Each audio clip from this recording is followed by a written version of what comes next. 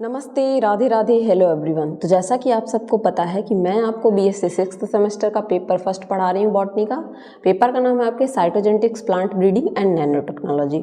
इसमें ऑलरेडी हमने कल के लेक्चर में पढ़ा था क्रोमोसोम, जिसमें जायंट क्रोमोसोम के बारे में पढ़ रहे थे हम, जिसमें 2 क्रोमोसोम मैंने बताए थे आपको, polytene chromosome and lamp brush chromosome. कल हमने पॉलीटीन क्रोमोसोम कवर किया था, आज हम लैम्प ब्रश क्रोमोसोम कवर करेंगे। लेकिन उससे पहले अगर चैनल पे आप पहली बार आए हैं, वीडियो को पहली बार देख रहे हैं, तो चैनल को लाइक से सब्सक्राइब जरूर करें और नोटिफिकेशन बेल ऑन कर लें ताकि सारे नोटिफिकेशन आप तक सबसे पहले पहुंचे।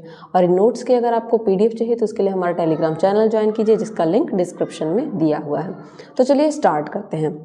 अगर हम लैम्प ब्रश क्रोमोसोम की बात करें तो लैम्प ब्रश क्रोमोसोम आपका जो होता है उसकी अगर हम बात करें तो लैम्प ब्रश क्रोमोसोम जो होता है ये भी एक टाइप का कैसा क्रोमोसोम है, जायंट क्रोमोसोम। जायंट क्रोमोसोम से आप समझ सकते हैं ऐसा क्रोमोसोम, जायंट क्रोमोसोम का क्या कैरेक्टरिस्टिक फीचर था, जिसमें ट्रांसक्रिप्शन की प्रोसेस बहुत ज़्यादा हो रही थी, लेकिन न्यूक्लियस इसमें डिवाइड नहीं हो रहा था, एक के बाद एक अलाइन होता जा रहा था, जैसा आपने पॉलीटीन में क्रोमोसोम में देखा। ये थोड़ा सा उससे अलग है कि स्टेजेस में अलग पाया जाता है और लूप्स वगैरह इसमें अलग पाए जाते हैं, उसके बारे में हम जानेंगे। अगर लैम्प ब्रश क्रोमोसोम की हम बात करें तो इसको ऑब्जर्व करने वाले पहले जो साइंटिस्ट थे, जिसने पहली बार इसकी खोज की थी, वो साइंटिस्ट थे फ्लेमिंग। 1882 में इन्होंने सैलामांडर के बारे में आप सब जानते हैं, आपके एम्फीबियंस फैमिली से बिलोंग करता है सैलामांडर। सैलामांडर के ऊसाइट जो उसका होता है उसके सेक्शन को कट किया इन्होंने और वहाँ पे ये इन्होंने पाया कि एक स्ट्रक्चर दिख रहा है जो नॉर्मल क्रोमोसोम होता है उस स्ट्रक्चर से ये डिफरेंट है। और बाद में इसको डिस्क्राइब किया एक साइंटिस्ट थे रकर्ट। 1892 में इसको डिस्क्राइब करने का काम रकर्ट ने किया। अब इसका नाम आप ध्यान से देखें, लैम्प और ब्रश, ठीक है, 2 शब्दों से मिलकर बना हुआ है लैम्प ब्रश। ऐसा इसलिए क्योंकि जब इसे माइक्रोस्कोप में देखा गया तो ऐसा देखा गया कि जो ब्रशेस होती हैं, आप देखते हैं इस तरीके से लैंप को क्लीन करने के लिए इस तरीके की ब्रशेस होती हैं, ये बिल्कुल उसी की तरह क्या दिख रहा था, उसी की तरह इसका जो अपीयरेंस था, दिखने का तरीका था, वो बिल्कुल एक ब्रश की तरह था जिससे हम लैंप को क्लीन करते हैं। इस वजह से इसका नाम क्या पड़ गया, लैंप ब्रश क्रोमोसोम। ठीक है, बात करें इनके, they are transitory structure and can be observe. ये एक ट्रांजिटरी स्ट्रक्चर होता है और इसको अगर देखने की बात करें तो किस स्टेज में, सेल साइकिल के किस स्टेज में आप देख सकते हैं, आपने पॉलीटीन में भी देखा था कि उसको भी सेल साइकिल के इंटरफेज में डिफरेंट स्टेज में हम देख सकते हैं। ठीक है, तो अगर इसकी बात करें तो इसको आप ऑब्जर्व कर सकते हैं डिप्लोटीन स्टेज में। आप सबको पता होगा जो प्रोफेज फर्स्ट होता है मियोसिस का, उसमें 5 स्टेज आपके पाए जाते हैं। ठीक है, पैकीटीन, डिप्लोटीन, जाइगोटीन, तो उसके डिप्लोटीन स्टेज में आप इसको देख सकते हैं। किसमें, oocyte में ऑल एनिमल के, चाहे वो आपके वर्टिब्रेट्स हों या इनवर्टिब्रेट्स हों। इसके अलावा अगर हम बात कीजिए कहाँ पे इसको हम डिस्क्राइब कर सकते हैं, तो मोलस्का, फाइलम मोलस्का का एक एनिमल है सीपिया। सीपिया में आप लैम्प ब्रश क्रोमोसोम को देख सकते हैं। इकाइनोडर्मेटा फाइलम का एक एनिमल है इकाइनेस्टर, तो इकाइनेस्टर में भी आप देख सकते हैं। कुछ स्पीसीज है इंसेक्ट्स की, उनमें भी आप इसको देख सकते हैं। सार्क में पाए जाते हैं, एम्फीबियंस में, रेप्टाइल्स में, बर्ड्स में, मैमल्स के ह्यूमंस में भी कुछ जगहों पर ये पाए जाते हैं। ठीक है, अगर लैम्प ब्रश क्रोमोसोम की बात करें तो ये कहाँ पे होते हैं, कुछ स्पीसीज के स्पर्मेटोसाइट में भी पाए जाते हैं। जो जायंट न्यूक्लियस ऑफ एस्टेबुलेरिया, एस्टेबुलेरिया के बारे में आप एक बात जानिए कि ये क्या है, एक यूनिसेलुलर एल्गी है। एक टाइप का यूनिसेलुलर एल्गी है। जब मैंने आपको शुरू में सेल पढ़ाया था तो वहाँ पे बताया था ये एक ऐसा एल्गी है जो एक ही सेल में पूरा स्ट्रक्चर पाया जाता है, यूनिसेलुलर एल्गी है। ये क्या होता है, इसमें इसका भी न्यूक्लियस बहुत ज़्यादा जायंट होता है, इसमें भी ट्रांसक्रिप्शन की प्रोसेस तो होती है लेकिन डिवीज़न नहीं होता है। प्लांट्स में भी ये पाए जाते हैं। जनरली अगर बात करें तो ये क्या होते हैं, स्मॉलर होते हैं इनवर्टिब्रेट्स में। अगर लैम्प ब्रश क्रोमोसोम की बात की जाए और कंपैरिजन किया जाए किसके बीच में, वर्टिब्रेट्स और इनवर्टिब्रेट्स के बीच में, पहली बात, वर्टिब्रेट्स और इनवर्टिब्रेट्स को किस बेस पे डिवाइड किया जाता है, आप सबको पता है, वर्टिब्रल कॉलम के बीच पे, बेस पे। जिनके पास वर्टिब्रल कॉलम पाया जाता है उन्हें वर्टिब्रेट्स कहते हैं, और जिनके पास वर्टिब्रल कॉलम नहीं पाया जाता उन्हें हम इनवर्टिब्रेट्स कहते हैं। तो इनवर्टिब्रेट्स में जैसे कि आपके प्रोटोजोआ, पोरीफेरा और इकाइनोडर्मेटा, ये सब हो गए जो आपके लोअर इनवर्टिब्रेट्स हैं। यहाँ पे क्या होते हैं, ये नहीं, स्मॉलर होते हैं, कंपैरिजन टू वर्टिब्रेट्स के। अगर बात की जाए तो ये ऑब्जर्व किए गए थे oocytes में, क्योंकि oocyte में जो है हाई डीएनए कंटेंट होता है। हाई डीएनए कंटेंट होने की वजह से इनको ऑब्जर्व किया गया था कहाँ पे, आपके oocyte में।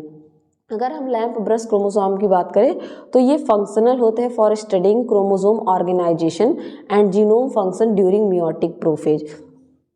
अगर इनके हम फंक्शन की बात करें, अगर उस पर स्टडी करना हो तो इनके ऑर्गेनाइजेशन और जीनोम के फंक्शन के बेसिस पे इनको मियोटिक प्रोफेज के ड्यूरिंग क्या किया जाता है, ऑब्जर्व किया जाता है। अगर एडिशनली बात करें तो लैम्प ब्रश क्रोमोसोम जो होते हैं ये वाइजली बहुत लार्ज स्केल पे यूज़ होते हैं, किसमें, कंस्ट्रक्शन में, साइटोलॉजिकल मैप में, किसी इंडिविजुअल के क्रोमोसोम का साइटोलॉजिकल मैप बनाने के लिए इसका बहुत ज़्यादा यूज़ होता है।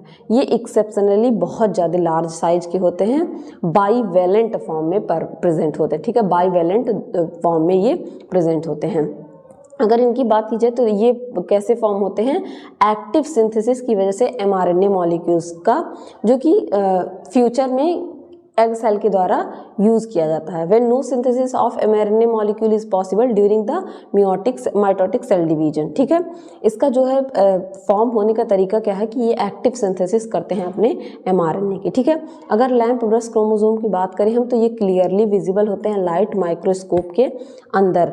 ये क्या होते हैं, ऑर्गेनाइज्ड होते हैं सीरीज ऑफ क्रोमोसोम में, जिसमें लार्ज क्रोमेटिन सिमेट्रिकल लूप्स पाए जाते हैं एक्सटेंडिंग लेटरली। अगर बात की जाए किस तरीके से, ये देख सकते हैं कितने ज़्यादा इसमें, जब ये इस तरीके से दिखते हैं कितने ज़्यादा लूप इसमें पाए जाते हैं। इस तरीके से यहाँ पे ये बात करी जा रही है कि इस तरीके से एक्सटेंडेड लूप इसमें पाए जाते हैं। एक लूप को दिखाया गया है कि कितना ज़्यादा एक्सटेंडेड ये होता है, ठीक है।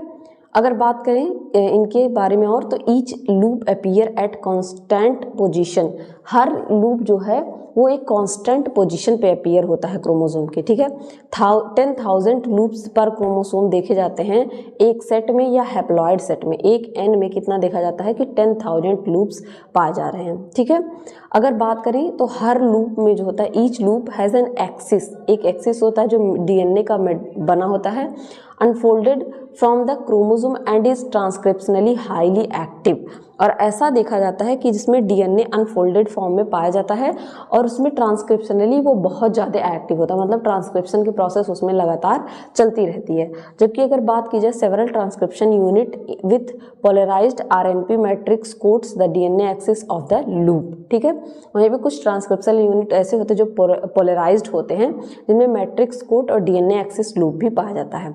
बात करें मेजॉरिटी ऑफ द डीएनए की, however is not in loops but remains highly condensed in the chromosome on the axis and lacks expression of genes।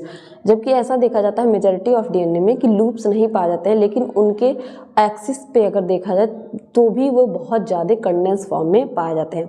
बात करें अगर हम इस क्रोमोसोम की तो ये देख सकते हैं आप, ये एक पेयर्ड लैम्प ब्रश क्रोमोसोम है, ठीक है। ये एक पेयर्ड लैम्प ब्रश क्रोमोसोम है, यहाँ पे कियास्माटा का फॉर्मेशन हुआ है, ठीक है। यहाँ पे एक स्ट्रक्चर को खोल के दिखाया गया इतने में कि कितना ज़्यादा क्या स्ट्रक्चर इसमें पाया जा रहा है। ये रीजन ऑफ सिंगल क्रोमोसोम है, ये आपका एक्सिस है, एक्सिस पे ये क्रोमोसोम पाया जा रहा है और इसमें लूप्स दिखाए गए हैं कि कितने ज़्यादा लूप्स पाए जा रहे हैं, ठीक है। यहाँ पे लूप्स दिखाए गए हैं। फिर एक एक्सटेंडेड लूप दिखाया गया कि किस तरीके से ये एक्सटेंडेड लूप दिखता है। यहाँ पे small region of chromosome showing sister chromatids, ठीक है। ये है आपका क्रोमेटिन जॉइनिंग एडजेसेंट क्रोमोमियर्स से, ये एक्सिस है आपका।